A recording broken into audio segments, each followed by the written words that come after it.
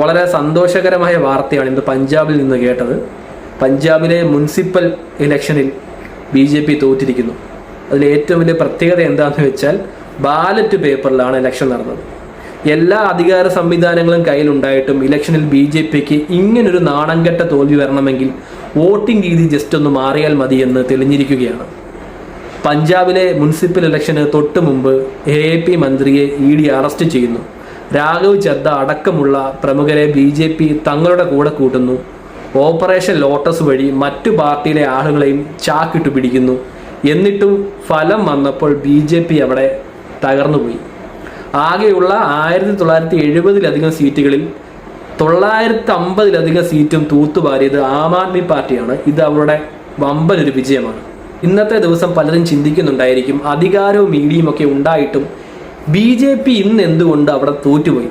അതിനുള്ള ഉത്തരം നമ്മുടെ രാജ്യത്തെ ജനങ്ങളും സോഷ്യൽ മീഡിയയും ഇന്ന് ട്രെൻഡിങ് ആയിട്ട് ചർച്ച ചെയ്യുന്നുണ്ട്. കാരണം ഈ ഇലക്ഷൻ നടന്നത് ഇലക്ട്രോണിക് വോട്ട് മെഷീനിലല്ല, ജനങ്ങൾ നേരിട്ട് വോട്ട് രേഖപ്പെടുത്തിയ ബാലറ്റ് പേപ്പറിലാണ് ഇന്നത്തെ പഞ്ചാബ് മുനിസിപ്പൽ ഇലക്ഷൻ നടന്നത്.